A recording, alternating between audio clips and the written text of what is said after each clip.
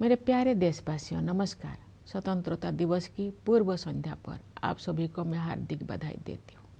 हम सभी के लिए एक गर्व की बात है कि स्वाधीनता दिवस और गणतंत्र दिवस सभी भारतीय उत्साह और उमंग के साथ मनाते हैं।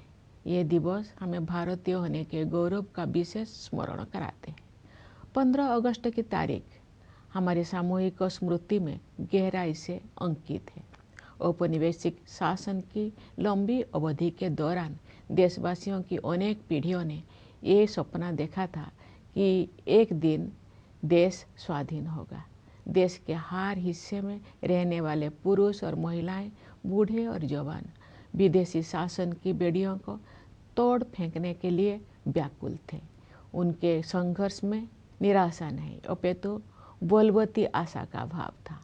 आशा का वही भाव स्वतंत्रता के बाद हमारी प्रगति को ऊर्जा देता रहा। कल जब हम अपने त्रिरंगे को सलामी दे रहे होंगे तो हम उन सभी स्वाधीनता सेनानियों को भी श्रद्धांजलि अर्पित करेंगे जिनके बलिदान के बल पर 78 साल पहले 15 अगस्त के दिन भारत ने स्वाधीनता हासिल की थी। अपनी स्वाधीनता का पुनः प्राप्त करने के बाद हम एक ऐसे लोकतंत्र के मार्ग पर आगे बढ़े जिसमें सभी वयस्कों को मतदान का अधिकार था।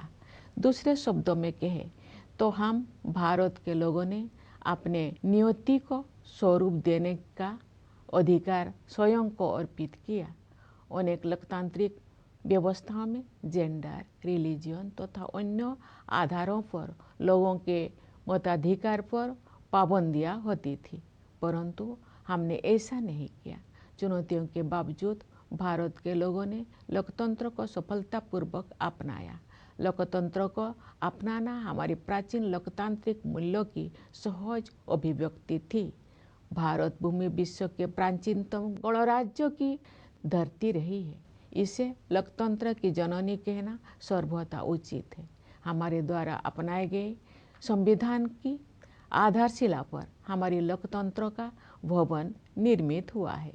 हमने लोकतंत्र पर आधारित ऐसी संस्थाओं का निर्माण किया जिनसे लोकतांत्रिक कार्यशैली को मजबूती मिली।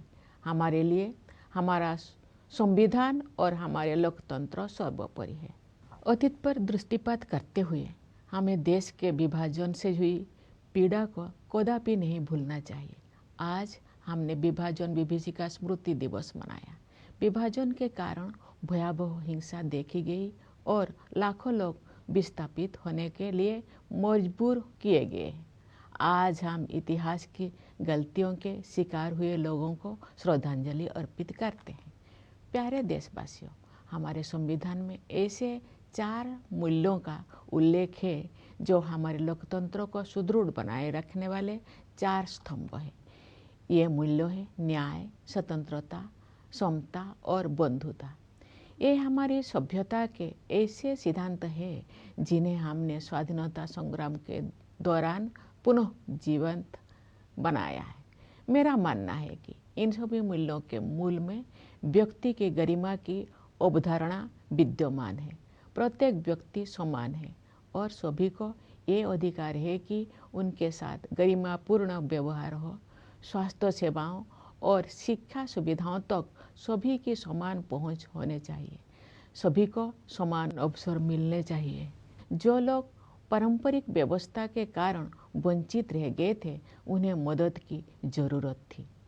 इन सिद्धांतों को सर्वोपरि रखते हुए हमने 1947 में एक नई यात्रा शुरू की। विदेशी हुकूमत की लंबी अवधि के बाद स्वाधीनता के समय भारत घोर गरीबी से जूझ रहा था, लेकिन तब से अब तक के 78 वर्षों में हमने सभी क्षेत्रों में असाधारण प्रगति की है।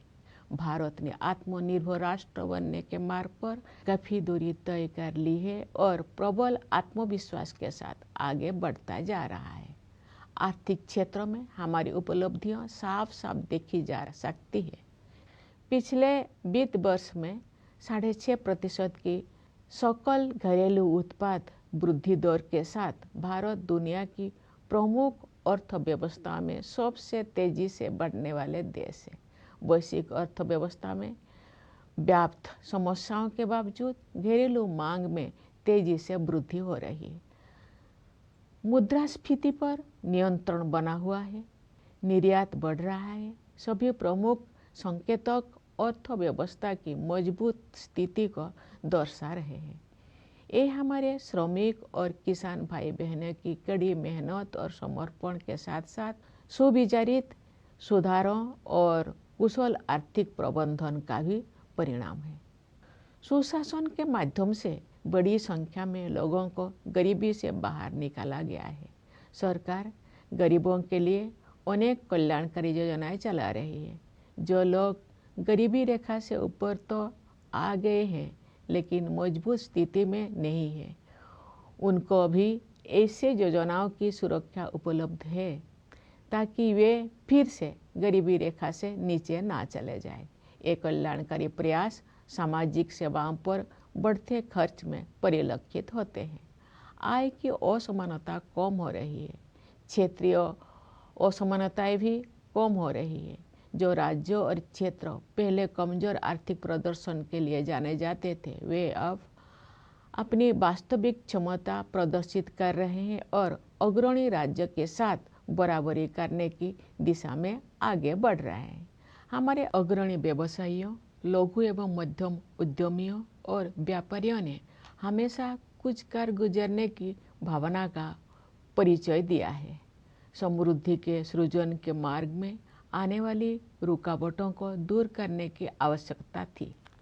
पिछले एक दशक के दौरान बुनियादी ढांचे में हुए विकास में ये स्पष्ट रूप से दिखाई देता है। हमने भारतमाला परियोजना के तहत राष्ट्रीय राजमार्ग नेटवर्क का विस्तार और सुदृढ़ीकरण किया है। रेलवे ने भी नवाचार को प्रोत्साहन दिया है तथा नवीनतम टेक्नोलॉजी से युक्त नई तरह की रेलगाड़ियों और डिब्बे का उपयोग किया जाने लगा है। कश्मीर घाटी में रेल संपर्क का शुभारंभ करना एक प्रमुख उपलब्धि है। शेष भारत के साथ घाटी का रेल संपर्क उस क्षेत्र में व्यापार और पर्यटन को बढ़ावा देगा और नई आर्थिक संभावनाओं के द्वार खोलेगा। कश्मीर में इंजीनियरिंग के ये असाधारण उपलब्धि हमारे देश के लिए एक ऐतिहासिक माइलस्टोन है। देश में शहरीकरण तेज गति से हो रहा है, इसलिए शहरों की स्थिति सुधारने पर सरकार विशेष ध्यान दे रही है। शहरी परिवहन के प्रमुख क्षेत्रों पर विशेष ध्यान देते हुए सरकार ने मेट्रो रेल सुविधाओं का विस्तार किया है। पिछले एक दशक के दौरान मेट्रो रेल सेवा की सुविधा से युक्त शहरों की संख्या कई गुना बढ़ गई है। शहरों के कायाकल्प और शहरी परिवर्तन के लिए अटल मिशन यानी अमृत ने ये सुनिश्चित किया है कि अधिक से अधिक घरों में नल से पानी की भरोसेमंद आपूर्ति हो और स्टोरेज कनेक्शन सुविधा उपलब्ध हो। सरकार ये मानती है कि जीवन की बुनियादी सुविधाओं पर नागरिकों का हक बनता है। जल जीवन मिशन के तहत ग्रामीण घरों में नल से जल पहुंचाने में प्रगति हो रही है। अपने तरह के विश्व की सबसे बड़ी स्वास्थ्य सेवा योजना आयुष्मान भारत के अंतर्गत विभिन्न कदम उठाए गए हैं। उन प्रयासों के परिणाम स्वरूप स्वास्थ्य सेवा के क्षेत्र में हम क्रांतिकारी बदलाव देख रहे हैं। इस योजना के तहत अब तक 55 करोड़ से अधिक लोगों को सुरक्षा कवच प्रदान किया जा चुका है। सरकार ने 70 वर्ष और उससे अधिक आयु के सभी वरिष्ठ नागरिकों को इस योजना की सुविधा उपलब्ध करा दी है, चाहे उनकी आय कितना भी हो। स्वास्थ्य सेवाओं तक पहुंच से जुड़ी असमानताएं दूर होने से गरीब और निम्न मध्यम वर्गों के लोगों को भी सर्वोत्तम संभव स्वास्थ्य सेवाएं उपलब्ध हो रही है। इस डिजिटल युग में ये स्वाभाविक है कि भारत में सबसे अधिक प्रगति सूचना प्रौद्योगिकी क्षेत्र में हुई है। लगभग सभी गांव में 4G मोबाइल कनेक्टिविटी उपलब्ध है। शेष कुछ हजार गांव में भी ये सुविधा शीघ्र ही पहुंचा दी जाएगी। इससे डिजिटल भुगतान तकनीकी को बड़े पैमाने पर अपनाना संभव हो पाया है। डिजिटल भुगतान के क्षेत्र में भारत कम समय में ही विश्व का अग्रणी देश बन गया है। इससे डायरेक्ट बेनिफिट ट्रांसफ़र को भी बढ़ावा मिला है तथा लक्षित लाभार्थियों तक कल्याणकारी भुगतान बिना किसी रुकावट और लीकेज के पहुंचना सुनिश्चित हो रहा है। दुनिया में होने वाले कुल डिजिटल लेन देन में से आधे से अधिक लेन देन भारत में होते हैं। ऐसे बदलाव से एक गतिमान डिजिटल अर्थव्यवस्था का निर्माण किया गया है, जिसका योगदान देश के सकल घरेलू उत्पाद में साल दर साल बढ़ रहा है। आर्टिफिशियल इंटेलिजेंस टेक्नोलॉजिकल एडवांसमेंट का अगला चरण है जो हमारे जीवन में अपना स्थान बना चुका है। सरकार ने देश के एआई क्षमताओं को मजबूत करने के लिए इंडिया एआई मिशन शुरू किया है। इस मिशन के तहत ऐसे मॉडल विकसित किए जाएंगे जो भारत की विशिष्ट आवश्यकताओं को पूरा करेंगे। हमारी आकांक्षा है कि वर्ष 2047 तक भारत एक ग्लोबल एआई हब बन जाए। इस दिशा में सामान्य लोगों के लिए तकनीकी प्रगति का सर्वोत्तम उपयोग और प्रशासन व्यवस्था में सुधार करके उनके जीवन को बेहतर बनाने पर विशेष ध्यान दिया जाएगा। जनसामान्य के जीवन को बेहतर बनाने के लिए कारोबार को आसान बनाने के साथ साथ जीवन को आसान बनाने पर भी समान बल दिया जा रहा है। विकास तभी सार्थक होता है जब हाशिए पर के लोगों तक सहायता पहुँचे और उनके लिए नए अवसर उपलब्ध हो। इसके अलावा हम हर संभव क्षेत्रों में अपनी आत्मनिर्भरता बढ़ा रहे हैं। इससे हमारा आत्मविश्वास बढ़ा है और विकसित भारत बनने की हमारी यात्रा की रफ्तार तेज हुई है। पिछले सप्ताह 7 अगस्त को देश में राष्ट्रीय हथकरघा दिवस मनाया गया। इस दिवस को मनाने का उद्देश्य हमारे बुनकरों और उनके उत्पादों का सम्मान करना है। हमारे स्वाधीनता संग्राम के दौरान 1905 में शुरू किए गए स्वदेशी आंदोलन की स्मृति में वर्ष 2015 से ये दिवस हर साल मनाया जाता है। महात्मा गांधी ने भारतीय कारीगरों और शिल्पकारों के खून पसीनों से निर्मित और उनके अतुलनीय कौशल से युक्त उत्पादों को बढ़ावा देने के लिए स्वदेशी की भावना को और मजबूत किया था। स्वदेशी का विचार मेक इन इंडिया और आत्मनिर्भर भारत अभियान जैसे राष्ट्रीय प्रयासों को प्रेरित करता रहा है। हम सबको ये संकल्प लेना है कि हम अपने देश में बने उत्पादों को खरीदेंगे और उनका उपयोग करेंगे। प्यारे देशवासियों, सामाजिक क्षेत्र में किए गए प्रयासों से संवर्धित समग्र आर्थिक विकास के बल पर भारत 2047 तक एक विकसित अर्थव्यवस्था बनने के मार्ग पर अग्रसर है। मैं समझती हूँ कि अमृत काल के इस दौर में आगे बढ़ते जाने की राष्ट्रीय यात्रा में सभी देशवासी यथाशक्ति अपना सर्वाधिक योगदान देंगे। मेरा मानना है कि समाज के 3 ऐसे वर्ग है जो हमें प्रगति के इस मार्ग पर आगे बढ़ाएंगे। ये 3 वर्ग है हमारे युवा, महिलाएं और वे समुदाय जो लंबे समय से हाशिए पर रहे हैं। अंततः हमारे युवाओं को अपने सपनों को साकार करने के लिए अनुकूल परिस्थितियां मिल गई है।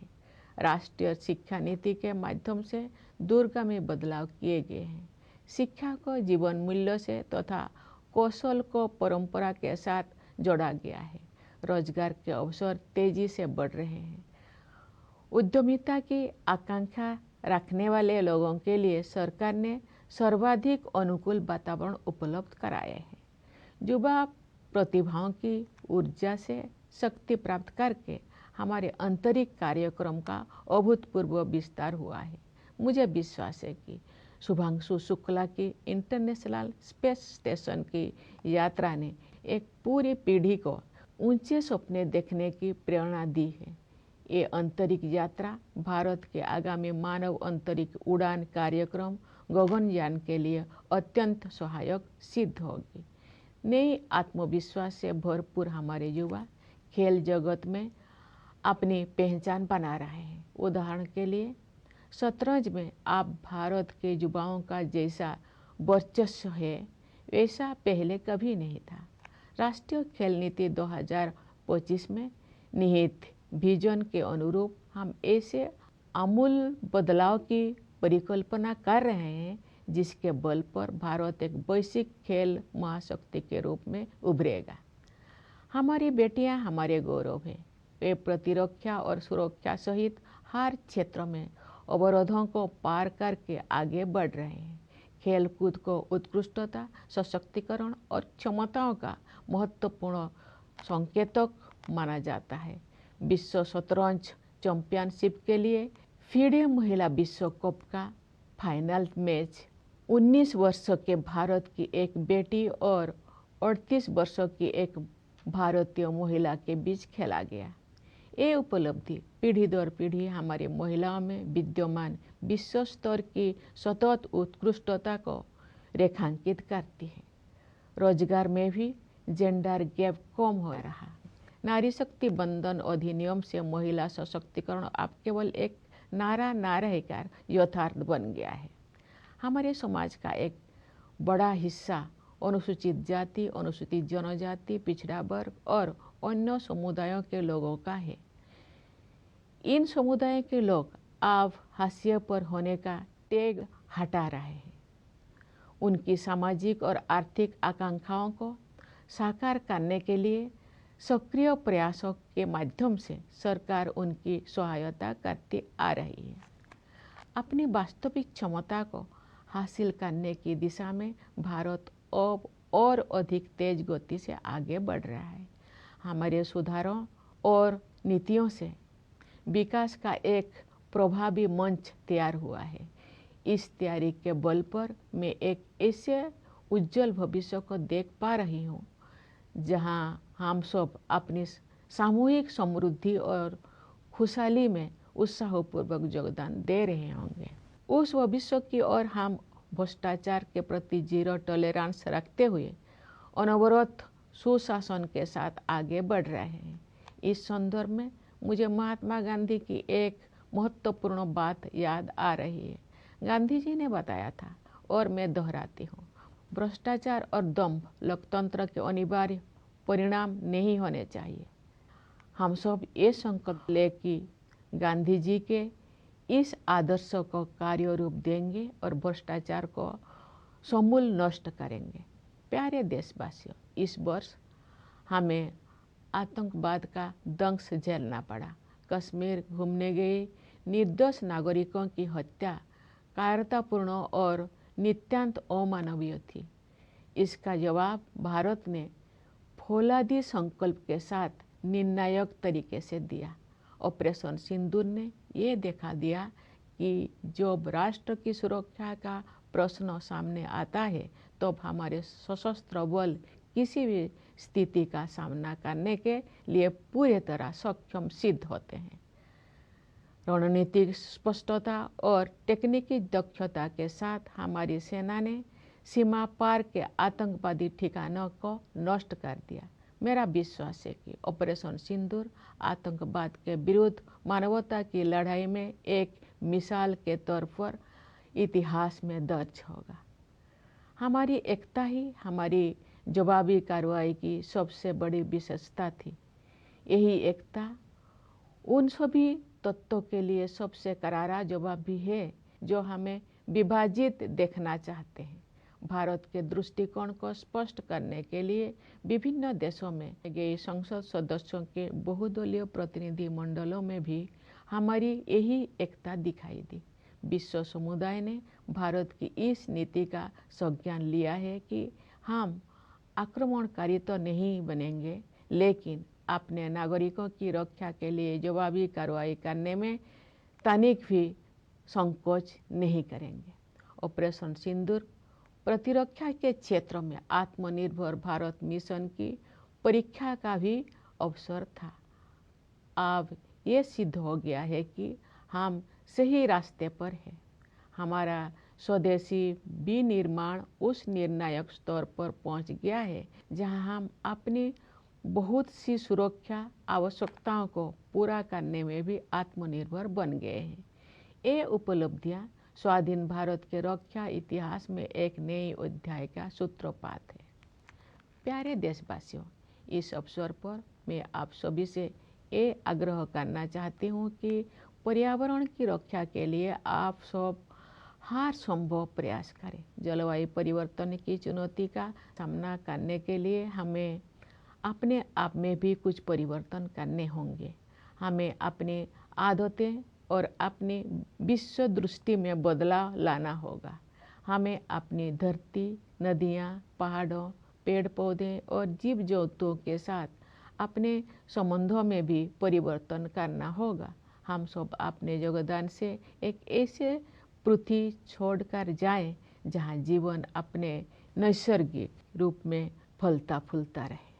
प्यारे देशवासियों, हमारी सीमाओं की रक्षा करने वाले सैनिकों, पुलिस तथा केंद्रीय सशस्त्र पुलिस बलों की ओर मेरा ध्यान विशेष रूप से जाता है।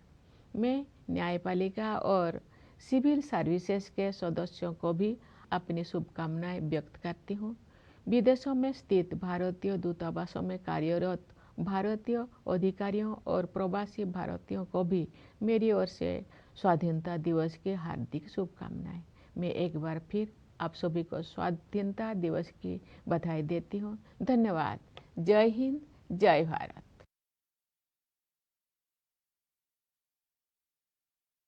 My dear fellow citizens, I extend my heartiest greetings to all of you on the eve of Independence Day.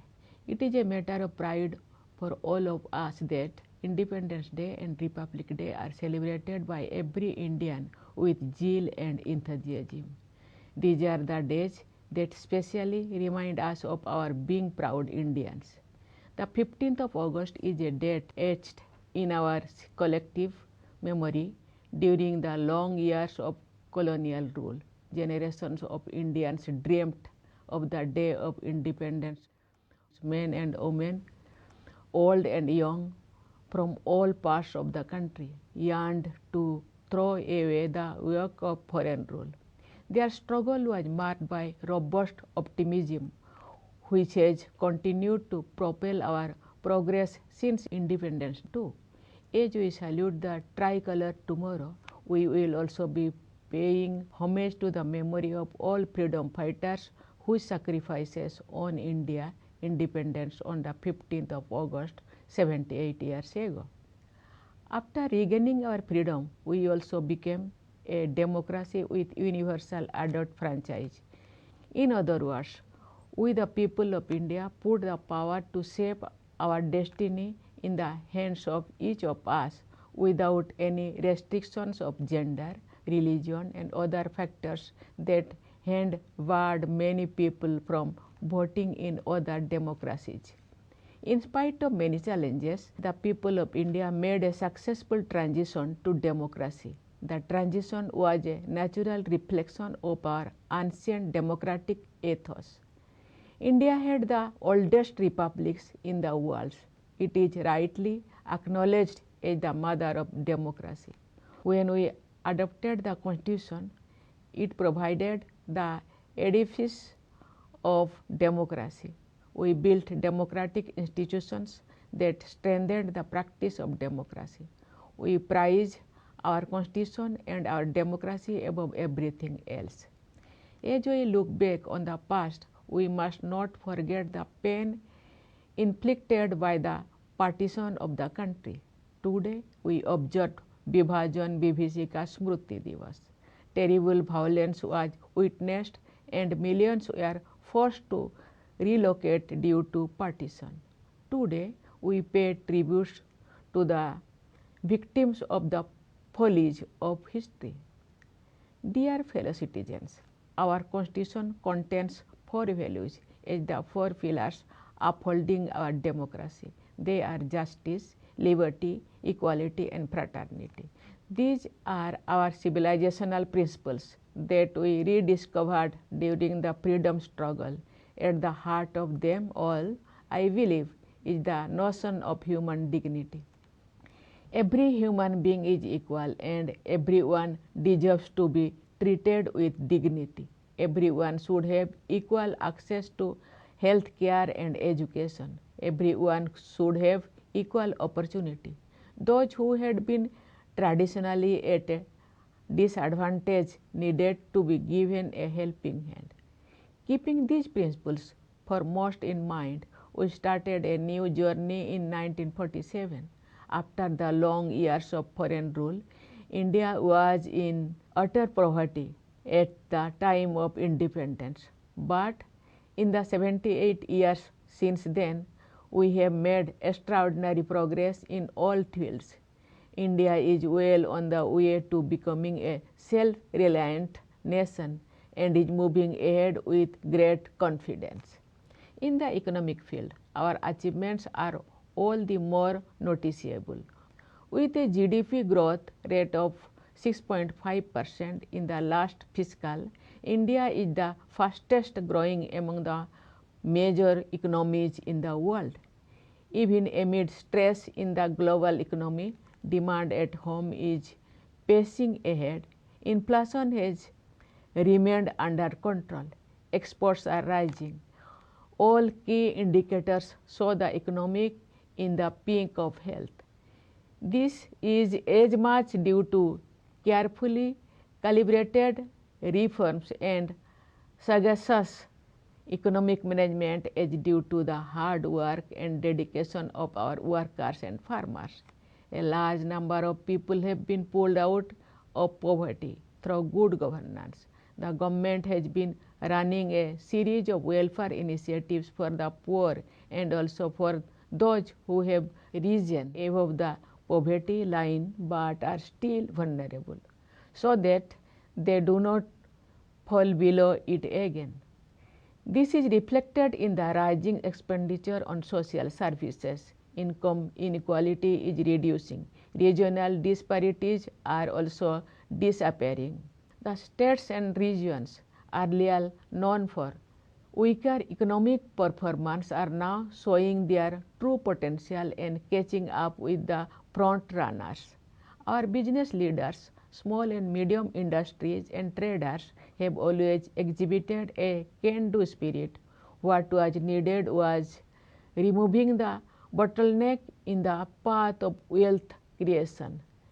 That is so visible when it comes to infrastructure development over the past decade. We have expanded and strengthened the national highway network under the Bharatmala Pariyojana. The railways too have innovated, introducing new types of trains and coaches equipped with latest technologies. The inauguration of the rail link in Kashmir Valley is a major accomplishment. Rail connectivity with the valley will boost trade and tourism in the region and open new economic possibilities. This engineering marvel at Kashmir is a historic milestone for our country. The country is rapidly urbanizing, hence the government has been paying special attention to improve the conditions of the cities. Addressing the key area of urban transport, the government has expanded metro rail facilities.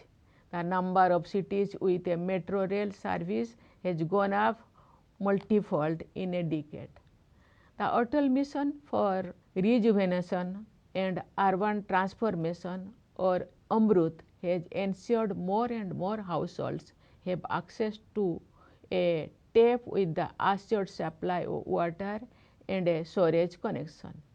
The government considers the basic amenities of life as rightful claims of the citizens. The Jal Jeevan Mission is making progress in providing tap water supply to rural households. In the healthcare sector, we have been witnessing a paradigm shift with a variety of initiatives under Ayushman Bharat, the largest healthcare scheme of its kind in the world. This scheme has already provided cover to more than 55 crore people. The government extended this benefit to all senior citizens of the age of 70 years and above, regardless of their income. As inequalities in access are removed, The poor and the lower middle class also benefit from the best possible healthcare facilities. In this digital age, it is apt that one sector in India that has seen the most dramatic advances is information technology. Nearly all villages have 4G mobile connectivity, and the remaining few thousands will be covered soon. This has made possible large-scale adoption of digital payment technologies, in which India has become a world leader in a short span. It has also supported direct benefit transfer, which ensures that welfare benefits reach the intended beneficiaries without glitch and leakage. More than half of the total number of digital transactions in the world take place in India. These developments have created a vibrant digital economy whose contribution to the country's GDP is increasing year on year. Artificial intelligence is the next stage of technological advancement and has already entered our lives. The government has launched the India AI mission to strengthen the country's AI capabilities. It is also helping to build AI models that answer to India's specific requirements.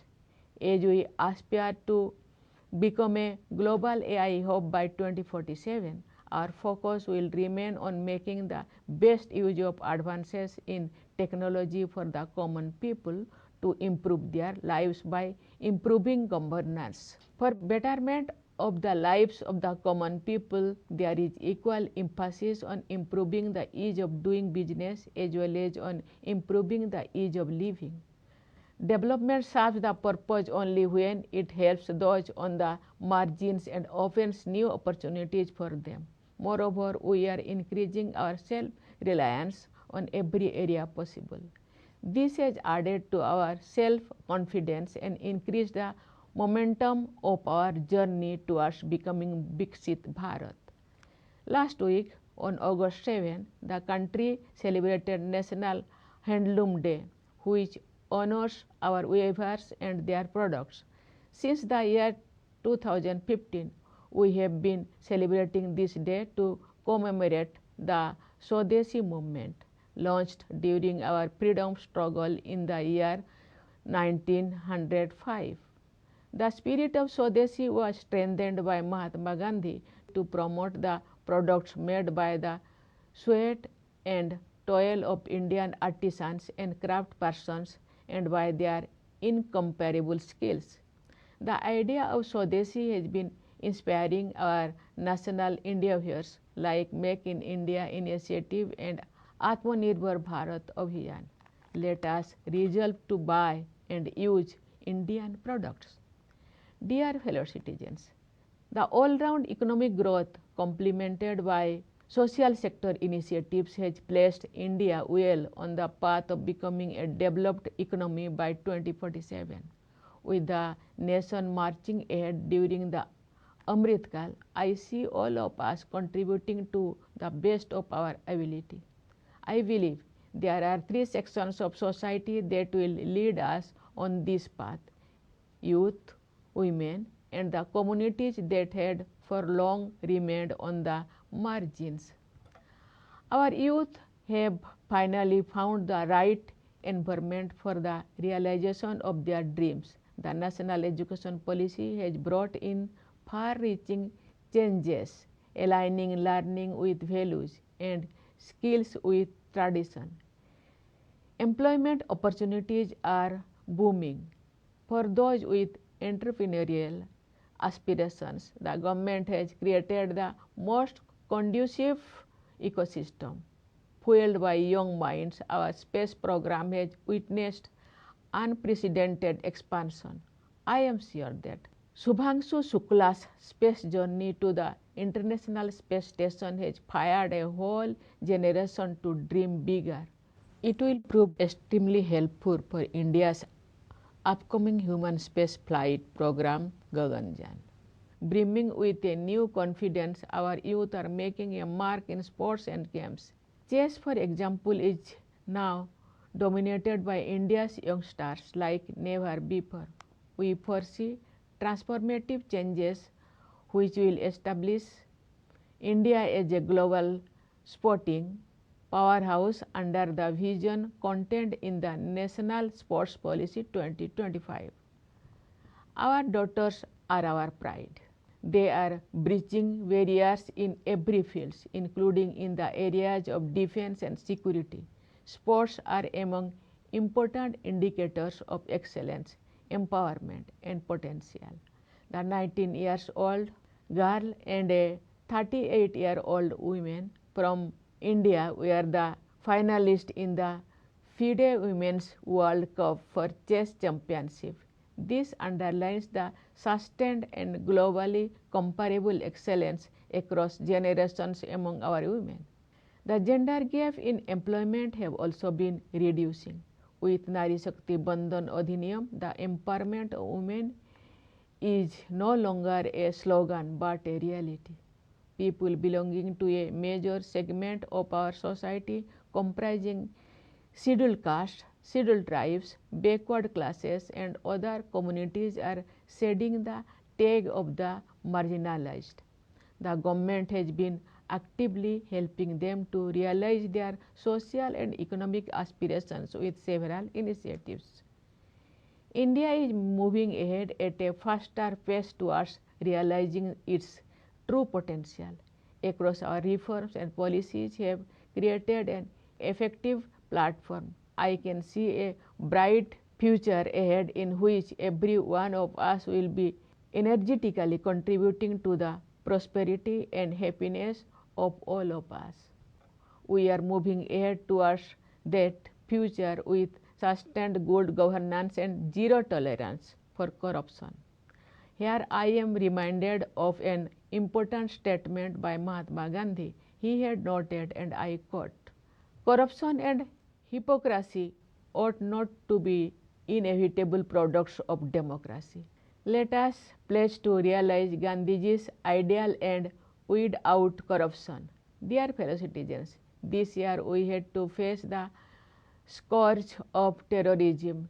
Killing innocent citizens on holiday in Kashmir was cowardly and utterly inhuman. India responded in a decisive manner and with steely resolve. Operation Sindoor showed that our armed forces are prepared to meet any eventuality when it comes to guarding the nation. With strategic clarity and technical capability, they destroyed terrorist hubs across the border. I believe Operation Sindoor will go down in history as an example in humanity's fight against terrorism. In our response, what was most noticeable was our unity, which is also the most befitting response to those who wanted to divide us. Our unity was on display also in the multi-party delegations of the members of parliament that reached out to various nations to explain India's position. The world has taken note of India's stance that we will not be the aggressor, but we will not hesitate to retaliate in defense of our citizens. Operation Sindoor was also a test case of the Atmanirbhar Bharat mission in the defense sector. The outcome has proved that we are on the right path. Our indigenous manufacturing has achieved the critical level that makes us self-sufficient in meeting many of our security requirements. These are landmark achievements in India's defense history since independence. Dear fellow citizens, I would like to take this opportunity to urge all of you to do what you can to protect the environment. To respond to the challenge of climate change, we must also change. We must change our habits and our worldview. We must change our relationship with our land, rivers, mountains, and with flora and fauna. With contribution from all of us, we will leave behind a planet in which life will be flourishing in natural order. Dear fellow citizens, I have in mind specially the soldiers guarding our borders and the police as well as Central Armed Police Forces. I extend my greetings to the members of the judiciary and the civil services. My Independence Day greetings to the Indian officials in the missions abroad and also to the Indian diaspora. I once again extend my greetings for Independence Day. Thank you. Jai Hind, Jai Bharat.